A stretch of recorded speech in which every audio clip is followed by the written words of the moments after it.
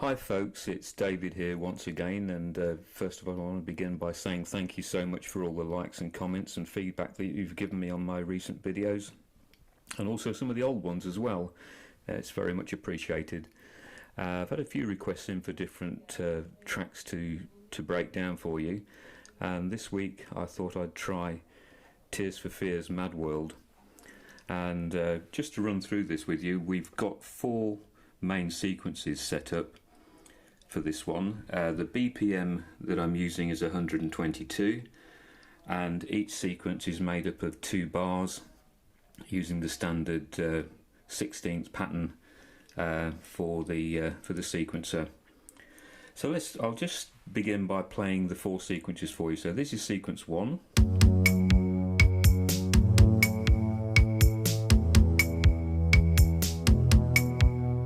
Sequence 2.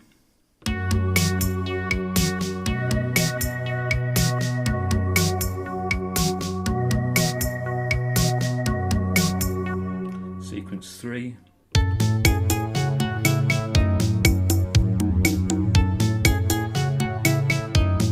And sequence 4, which is a variation of sequence 2.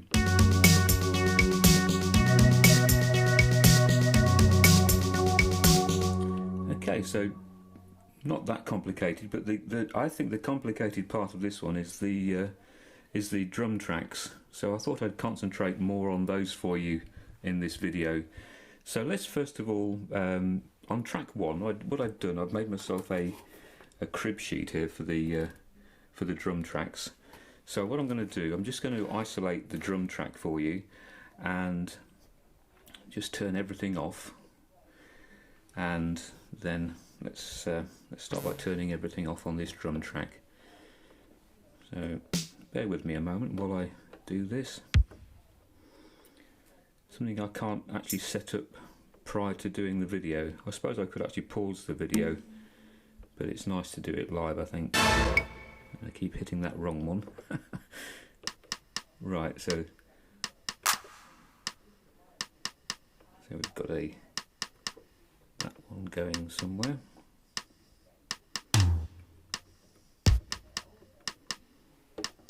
There we go. Right, so this is the sequence 1 drum track. So we'll start off with this, the woodblock sound, and then we have a tom-tom,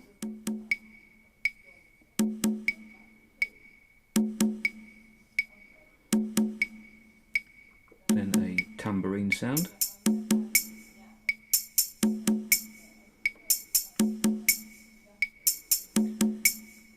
and a snare drum,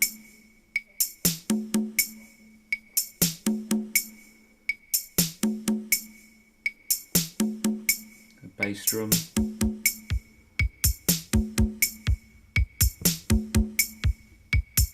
and then a rim shot.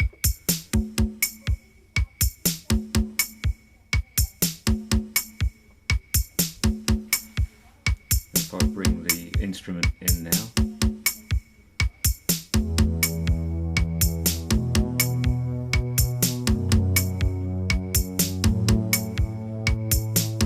the instrument on this one is the JP8 strings, and there is a variation also for this particular sequence for track the second time you hear it, there's another voice that goes in, which is switching in LFO pad 1 on D1. And the third time you hear it, it's got an analog cello clip 1 on it.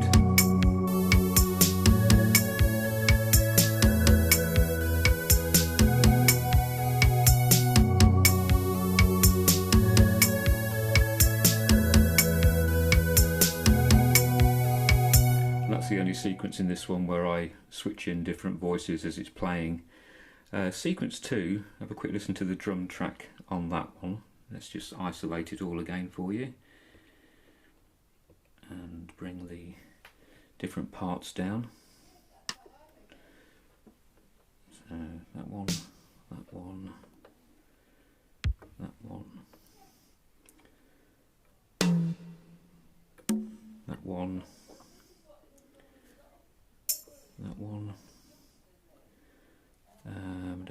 that one, and that one. So we should have nothing on there now. Oh, we've got a snare.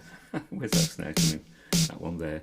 Right, let's just play that, break it down again for you. So we've got the wood block, and we've got the low tom, we've got the tambourine, got a different snare sound, which is also goes with this snare sound here.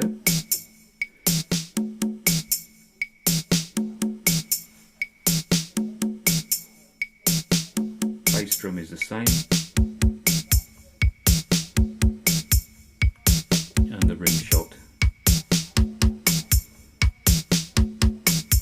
And then just bring the instruments in so you can hear them.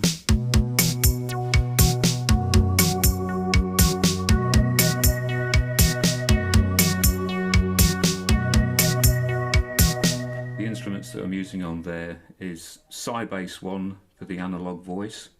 Just isolate that one for you. And we're using JP8 strings 3 on D2 when it comes in.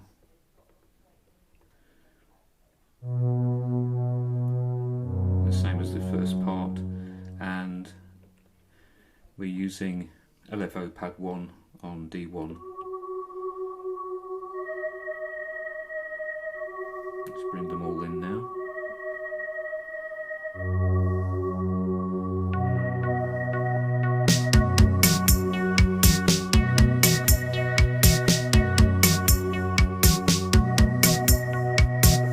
And then that goes into sequence 3, which is like the chorus.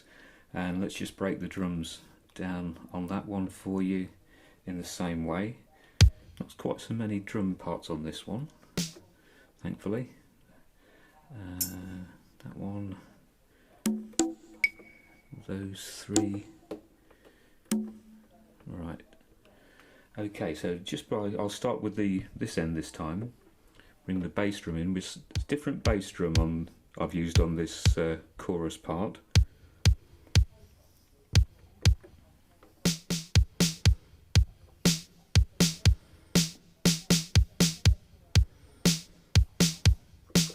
Tambourine. Got 2 tom sounds on this one, a low tom and a high tom.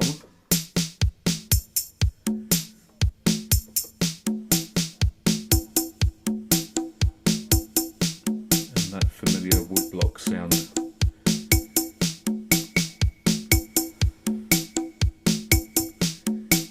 And then bring the other instruments in as well.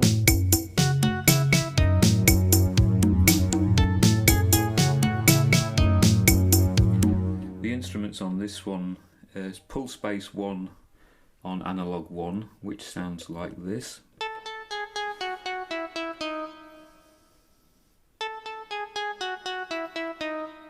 And we've got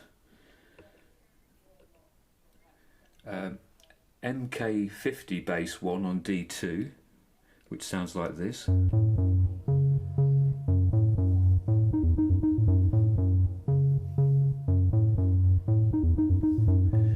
Quite like that boop boop boop at the end. It sounds really good. And then on D1 we've got JP8 strings 1, which sounds like this. Let's bring them all together.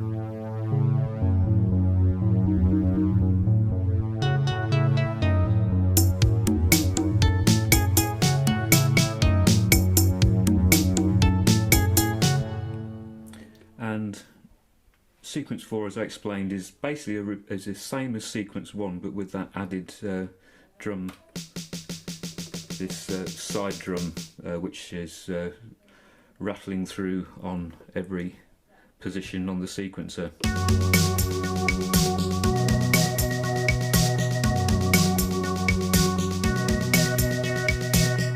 So So, as well as adding some vocals to the finished track, I also added some melody line as well using this Roland Juno D that I've got here. No reason why I couldn't have played it on this one, I just found it easier to play on this on the Roland Juno D. Anyway, I hope you found that interesting, and thanks again for watching.